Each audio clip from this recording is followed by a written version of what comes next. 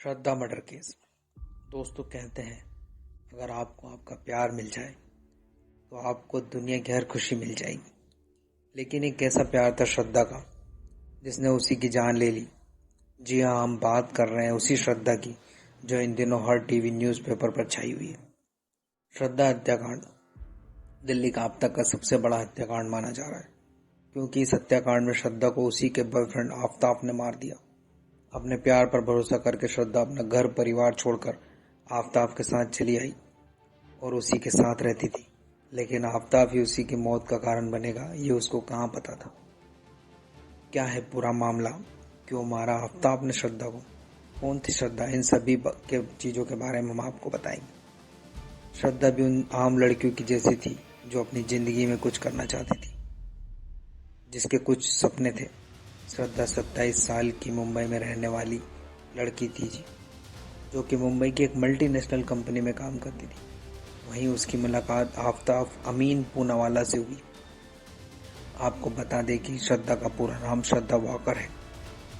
जब श्रद्धा आफ्ताब से मिली तो उन दोनों की दोस्ती हो गई और फिर ये दोस्ती कब प्यार में बदल गई उसको पता ही नहीं। श्रद्धा और आफ्ताब का रिश्ता साल 2019 में शुरू हुआ था, जिसके बारे में श्रद्धा के कुछ करीबी दोस्तों को ही पता था, क्योंकि उन्होंने अपने रिश्ते के बारे में अपने घर वालों को नहीं बताया था। और फिर एक दिन श्रद्धा ने अपने परिवार को आफ्ताब के बारे में बता ही दिया, लेकिन दूसरे कास्ट या दूसरे रिलीजन के होने की वजह से श्रद्धा के परिवार वालों ने आफ्ताब को अपनाने से मना कर दिया। परिवार वालों ने श्रद्धा को समझाया कि वो आफ्ताब को छोड़ दें, लेकिन श्रद्धा ने उनकी एक बात नहीं मानी और आफ्ताब के साथ घर छोड़कर दिल्ली चली गई। दिल्ली आने के बाद वह आफ्ताब के साथ वो पहले पहाड़गंज के एक होटल में रह रही थी। फिर वो दोनों साउथ दिल्ली चले गए और वहाँ उन्होंने महरौली के पास फ्लैट ले लिया, जिसके 10 दिन बाद ही श्रद्धा की मौत की खबर सामने आ गई। कई सूत्रों के द्वारा ये सुनने को मिल रहा है कि श्रद्धा और आफ्ताब में हमेशा ही लड़ाइयाँ हुआ करती थी और उसमें ज़्यादातर लड़ाइयाँ शादी को लेकर होती थी। श्रद्धा आफ्ताब से शादी करना चाहती थी, लेकिन आफ्ताब ऐसा नहीं चाहता था और यही थी एक बर्बर कत्ल की वजह। इसलिए फिर गुस्से में आकर आफ्ताब ने श्रद्धा को मार दिया और उसके शव के 35 टुकड़े कर दिए। आफ्ताब ने सिर्फ श्रद्धा के टुकड़े ही नहीं किए, बल्कि बड़ी बेरहमी से उसके शरीर के टुकड़ों को बाहर ले जाकर रात के समय फेंकना शुरू कर दिया। जब एक सप्ताह तक श्रद्धा को से उसके परिवार की कोई बातचीत नहीं हुई, तब उसके पिता विकास वॉकर परेशान हो गए और वह श्रद्धा की तलाश में दिल्ली चले आए। श्रद्धा के पिता उसके फ्लैट में भी गए, लेकिन फ्लैट में ताला लगे होने की वजह से वह महरौली के लोकल पुलिस थाने में चले गए और वहाँ उन्होंने अपनी बेटी की लापता होने की रिपोर्ट करा दी। इसके बाद जब पुलिस ने अपनी जांच पड़ताल शुरू की तो उन्होंने श्रद्धा के हत्याकांड की खबर मिली। नशे में मारा था आफ्ताब ने श्रद्धा को। पुलिस जांच में यह बात भी सामने आई है कि आफ्ताब ने श्रद्धा को मारने के लिए गांजे का नशा किया था। वह गांजा पीता था और फिर श्रद्धा को मारता था, और जैसे ही इसका नशा उतरता वह फिर से गांजा पी लेता था। श्रद्धा के दोस्तों ने इस बात की पुष्टि की है कि श्रद्धा को आफ्ताब के गांजा पीने के बारे में पता था, जो उसे बिल्कुल भी पसंद नहीं था। इतना ही नहीं, आफ्ताब शराब भी पीता था। वो बियर का सेवन सबसे ज़्यादा करता था।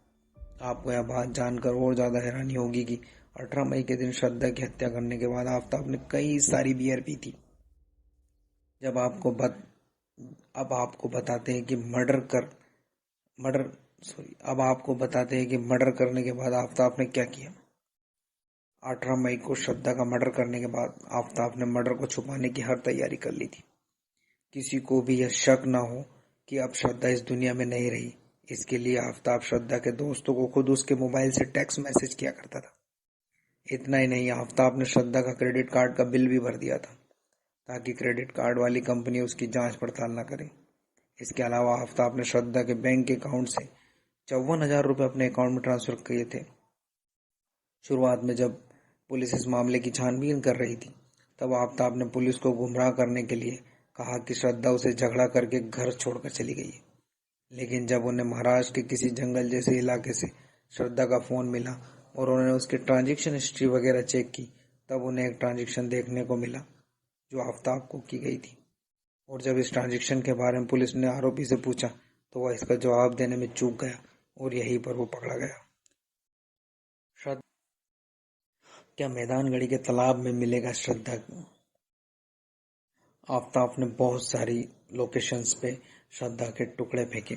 उसी में से ऐसा कहा जा रहा है कि आफताब ने श्रद्धा की खोपड़ी या उसके सिर को मैदानगढ़ी के तालाब में फेंका। तो क्या मैदानगढ़ी के तालाब में मिलेगी श्रद्धा की खोपड़ी? काफी जांच पड़ताल करने के बाद पुलिस को यह खबर मिली है कि मैदानगढ़ी के एक बड़ा सा तालाब जो शाम के समय काफी सुनसान हो जाता है, और ऐसा पुलिस को लग रहा है कि आफताब ने श्रद्धा की खोपड़ी यानी कि उसके सिर को इसी तालाब में फेंका है। इसके अलावा यहाँ पर श्रद्धा के शरीर के कुछ और हिस्से मिलने की भी संभावना है। पुलिस ने तालाब की जांच करने के लिए कई बड़ी बड़ी मशीनें मंगाई है। श्रद्धा मर्डर केस में कहाँ तक पहुंच चुकी है जांच, इसके बारे में भी आपको बताते हैं।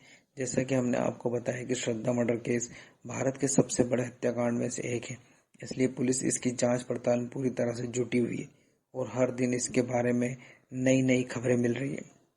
श्रद्धा को मारने के बाद आफताब ने उसके शव के टुकड़ों को जिस जिस जगह फेंका था, पुलिस उन सभी जगहों पर जांच कर रही है। छतरपुर व महरौली के जंगलों में पुलिस को कुछ हड्डियां मिली हैं जो किसी जानवर की नहीं लग रही है। पुलिस ने हड्डियों को फॉरेंसिक लैब में भेजा है, लेकिन अभी तक कोई रिपोर्ट सामने नहीं आई। इसके अलावा दिल्ली कोर्ट द्वारा यह फैसला जारी किया गया है कि महरौली हत्याकांड के दोषी आफताब का 5 दिन के अंदर ही नार्को टेस्ट कराया जाए। इसके अलावा पुलिस आफताब को गुड़गांव की कंपनी में उसके अपने साथ लेकर गई, जहां आफताब काम किया करता था। साथ ही साथ उसके मोबाइल को भी फॉरेंसिक लैब में जांच के लिए भेजा गया है। काफी पूछताछ करने के बाद आरोपी आफताब ने अपना जुर्म कबूल कर लिया है। अपना जुर्म कबूल करते हुए आफताब ने इंग्लिश में कहा, यह साइकिल था। इतना ही नहीं, पुलिस अब भी श्रद्धा के शव के टुकड़ों को खोजने में लगी हुई है। आफताब को धमकाने के बाद उसने पुलिस को बताया कि उसने किस किस जगह पर श्रद्धा के बॉडी के टुकड़े फेंके थे। अब पुलिस उन्हीं जगहों पर जांच कर रही है। खबरों में यह भी सुनने को मिल रहा है कि आफताब श्रद्धा को 3 साल से धोखा दे रहा था। वह उसके अलावा भी वह डेटिंग एप्स पर दूसरी लड़कियों से बात करता था और इस मर्डर के बाद उसने एक लड़की को अपने उसी फ्लैट पर बुलाया था जिसमें वह श्रद्धा के साथ रहता था, और जिस समय वह लड़की के साथ फ्लैट में था उसी के समय श्रद्धा के बॉडी के टुकड़े वहीं उस फ्लैट में पड़े हुए थे। इस हत्याकांड के बारे में 14 लोगों से अब तक जांच पड़ताल भी कर चुकी है पुलिस। हर कोई इस मामले में कोई ना कोई नई बात बता रहा है। दिल्ली पुलिस का यह मानना है कि अगर आफताब का नार्को टेस्ट कराया गया तो इसमें उन्हें आरोपी के खिलाफ बहुत सबूत इकट्ठे करने में मदद मिलेगी। जिस फ्लैट में आफताब ने श्रद्धा की हत्या की थी, उसमें जो खून के सैंपल मिले हैं उन्हें भी टेस्ट के लिए भेज दिया गया है। श्रद्धा के बॉडी के अब तक के 13 टुकड़े मिल चुके हैं जिन्हें डीएनए टेस्ट के लिए भेज दिया गया है, और इस टेस्ट को कराने के लिए श्रद्धा के टुकड़ों को भी सहारा लिया गया है, श्रद्धा के जबड़ों का भी सहारा लिया गया है। सूत्रों से यह भी पता चला है कि दिल्ली आने से पहले श्रद्धा आफताब के साथ मुंबई वाले मकान में करीब 10 महीने से किराए के अपार्टमेंट में रह रही थी। इस हत्याकांड के बाद श्रद्धा के पिता विकास वाकर पुलिस से यही दरख्वास्त है कि वे आरोपी आफताब को फांसी की सजा दे। इसी के साथ हम इस कहानी, ये वारदात को खत्म करते हैं और मिलते हैं नई अपराध की कहानी के साथ। जय हिंद, जय भारत।